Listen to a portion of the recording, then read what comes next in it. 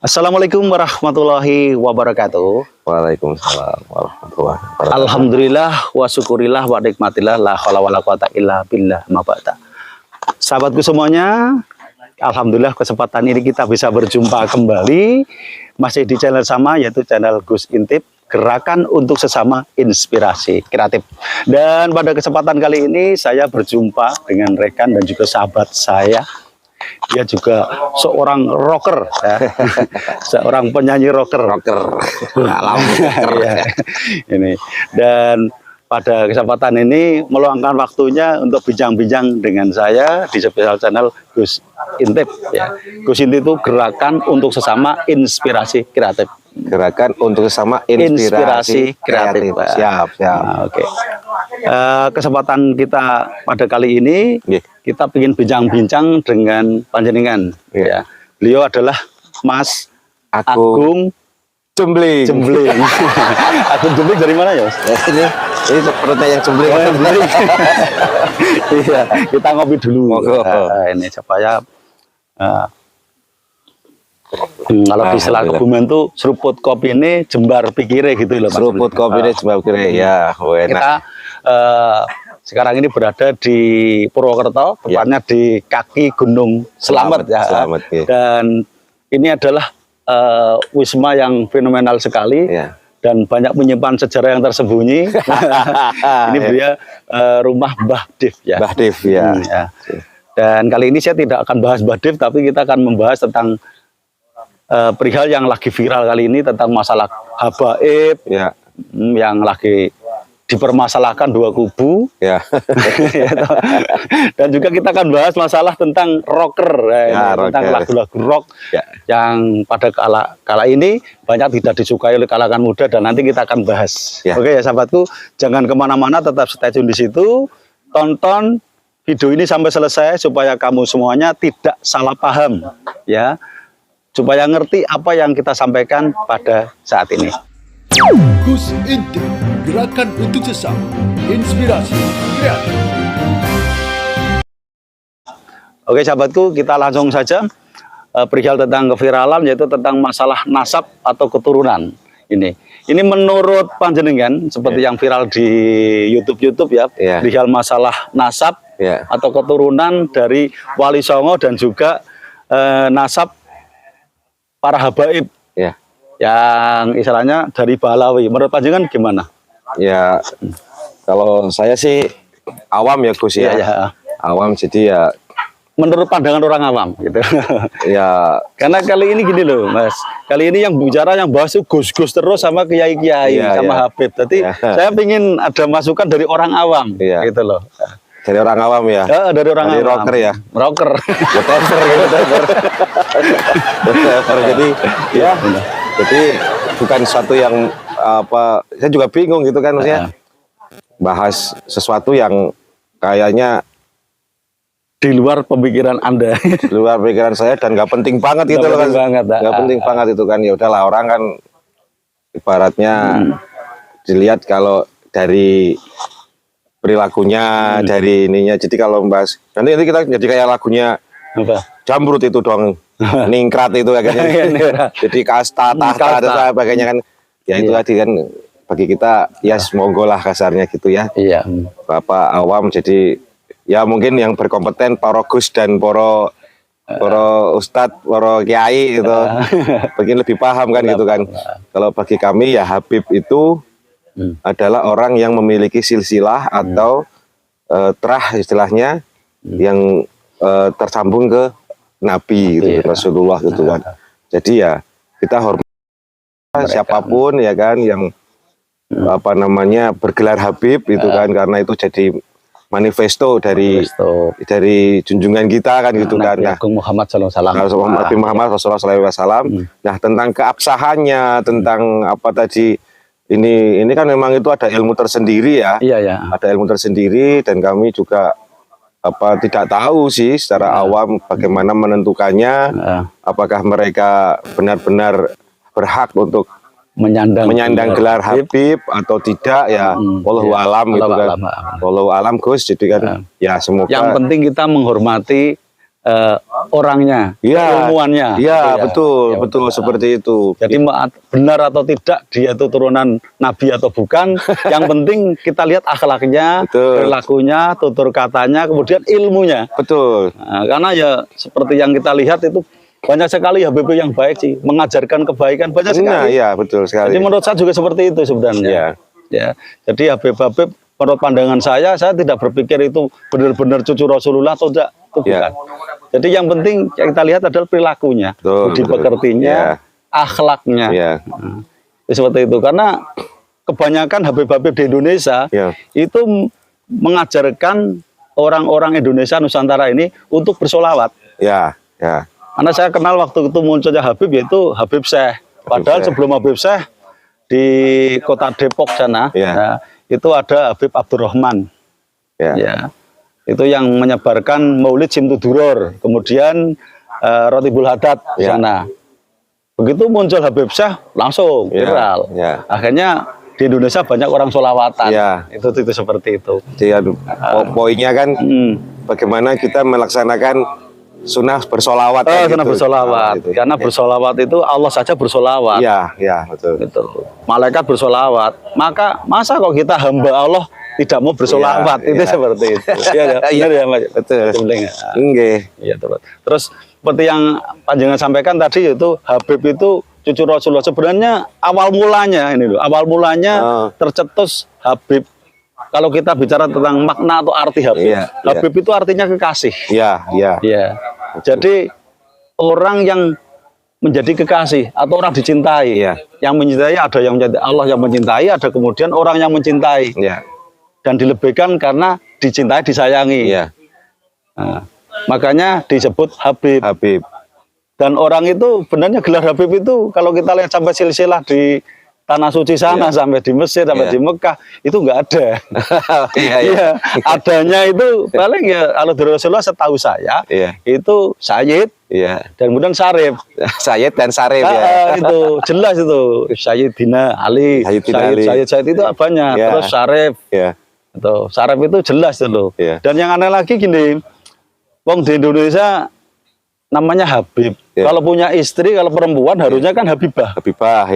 Tapi kalau istrinya Syarifah, itu kan ini kadang banyak orang tidak jeli sampai ke situ. Saya aja nggak kepikir. Nggak kepikir, padahal itu sepele kan. Benar. Habib, Habibah kan harusnya, tapi enggak. Habib jadi Syarifah. Gitu. Itu seperti itu. Jadi kalau pandangan saya ya sebaiknya yang jadi masalah seperti yang ditulis oleh beliau Kiai Haji Imaduddin Utsman Al-Bantani dari Banten itu tidak usah dipermasalahkan. Jangan sampai kita terprovokator. Kita kan kayak panjenengan itu orang awam. Saya juga walaupun saya gelarnya Gus, saya juga orang awam. Karena Gus saya ada yang apa tuh Gus-Gusan, Gus Intip. Padahal Gus itu singkatan. Gerakan untuk sesama inspirasi kreatif. Kadang orang berpikir itu Gus Intip ngawur.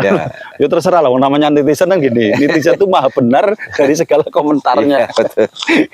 Netizen selalu benar. Selalu benar. Jadi kalau kita dikomentari, saya ngomong gini-gini, jangan emosi, jangan marah. Gitu loh Mas. Siap. Nah ini masalah kehabiban tadi, masalah nasab. Dan sekarang kita mau ngomong tentang masalah ini loh Mas. Masalah rocker, musik rock. Dari beberapa kalangan itu banyak yang istilahnya memberikan pemahaman yang salah bahwa musik rock itu aliran keras, aliran setan. Kemudian banyak orang berpikir lagu-lagu rock, musik-musik rock itu sesat. Jadi ini saya ingin ada masukan dari panjenengan perihal masalah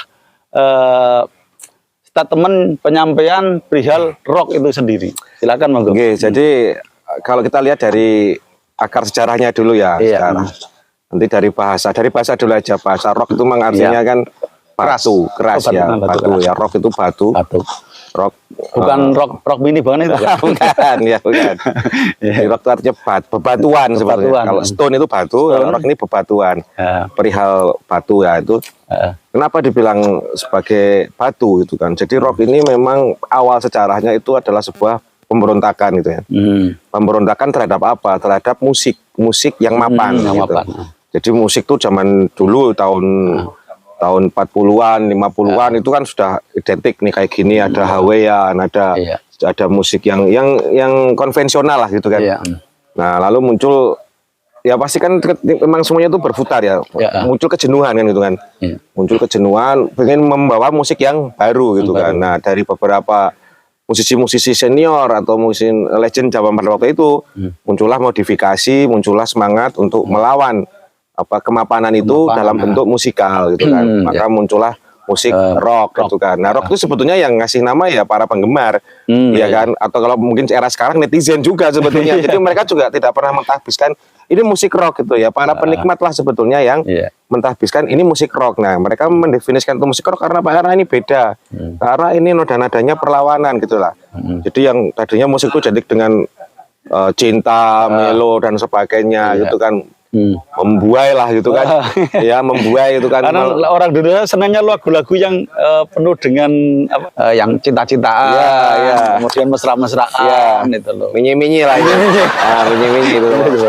Seperti itu. Nah, terus ini kok ada jenis musik baru gitu kan yang energik gitu kan.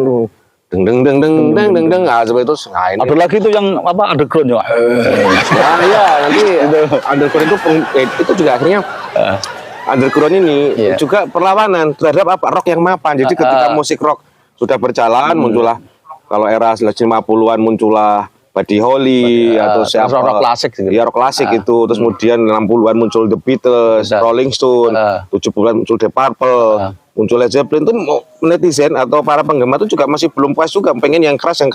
Makanya muncullah underground juga. Underground itu juga sebetulnya pemberontakan terhadap musik rock itu sendiri. Ya, jadi ini seperti perumpamaan aja gitu. Perumpamaan ketika semua karya seni gitu menampilkan keindahan gitu kan. Maka penderitaan itu akan terlupakan.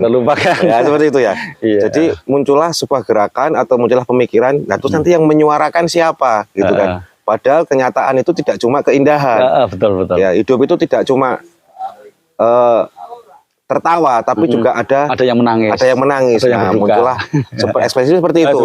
Jadi kenapa underground atau jadi ini seperti seni rupa ya? Iya. Mungkin kan ada naturalis, realis, kemudian abstrak. Ini abstraknya ya? Iya, abstraknya. Ini bentuk abstraknya gitu kan. Abstraknya musik itu underground. Iya, betul. Jadi memang bagi bagian orang musik opo sih? Malah kayak mencake kuping. Ya, ada kuping. Ya memang hidup loh. Kadang kuping harus pecah juga gitu kan.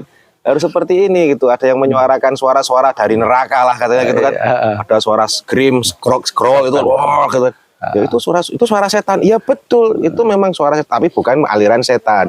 Cuma mengingatkan manusia akan adanya setan adanya jin. Karena sebenarnya gini loh. Allah menciptakan jin dan manusia itu untuk menyembah. Iya.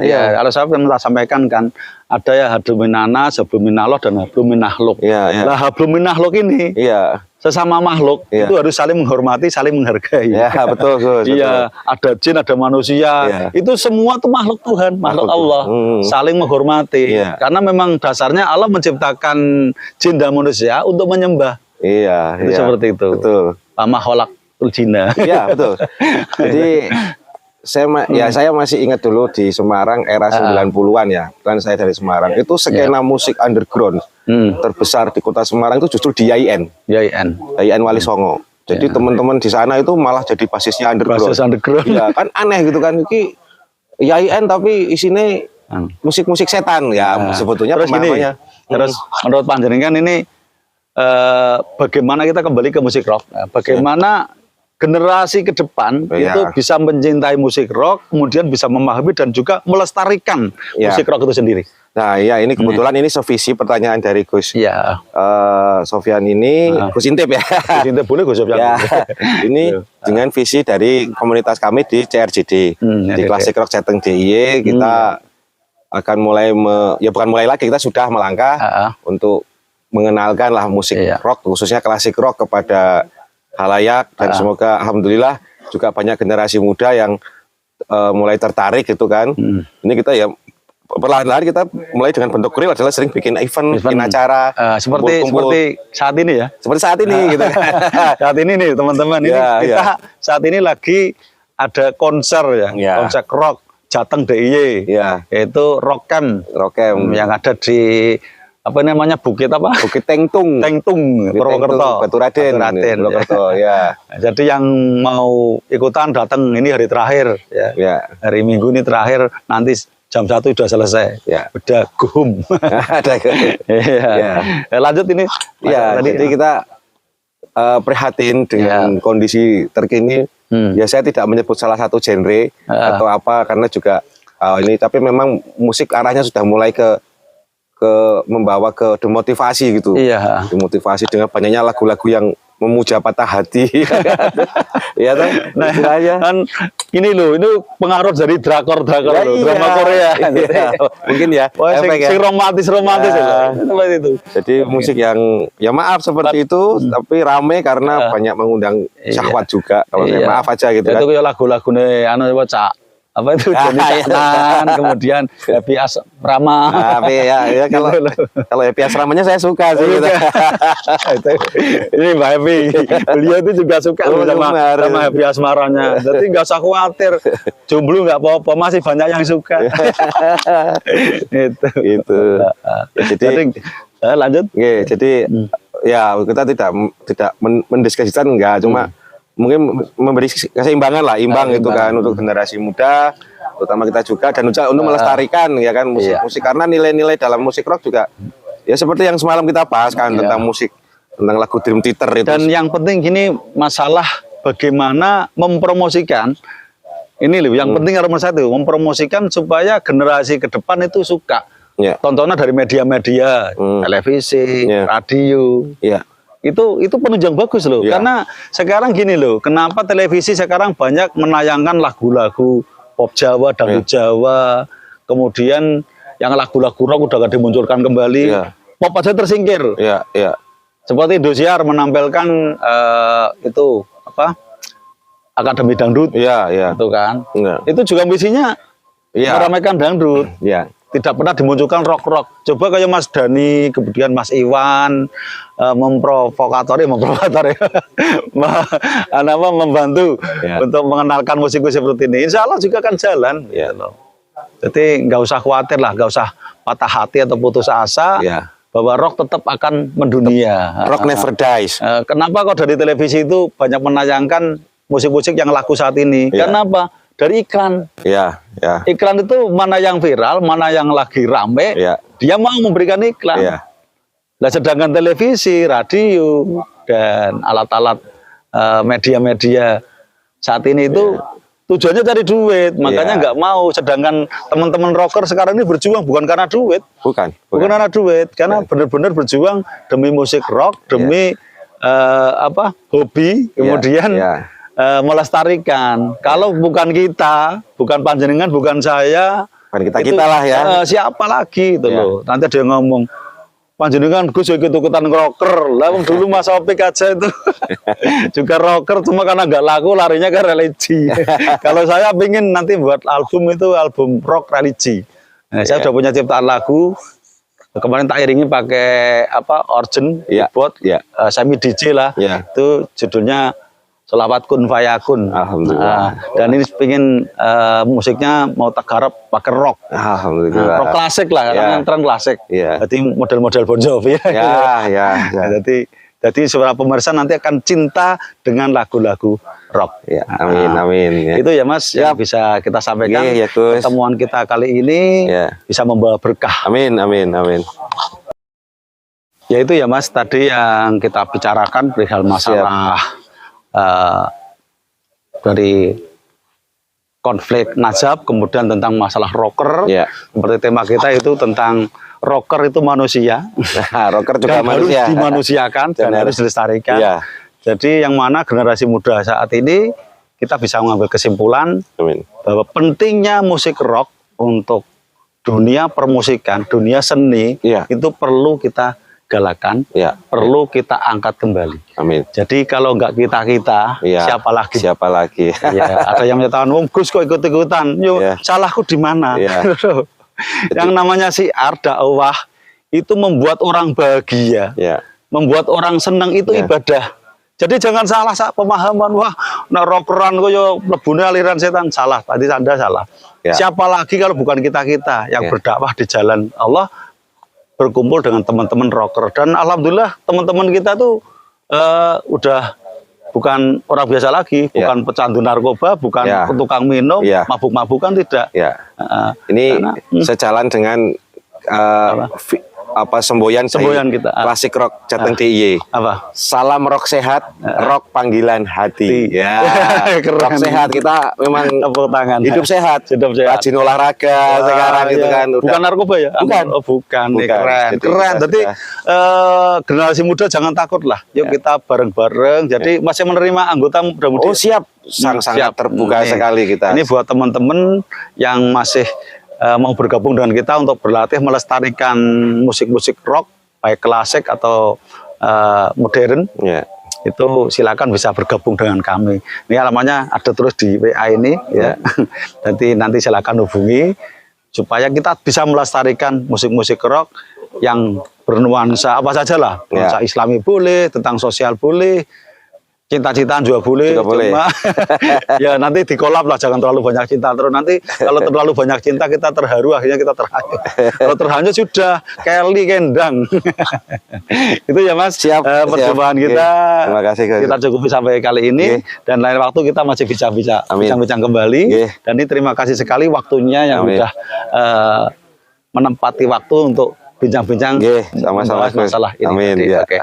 Oke, teman-temanku semuanya, sahabat Gus Intip di mana saja berada, saya Gus Intip mengucapkan terima kasih atas sahabatku semua yang sudah mau menonton video ini sampai selesai.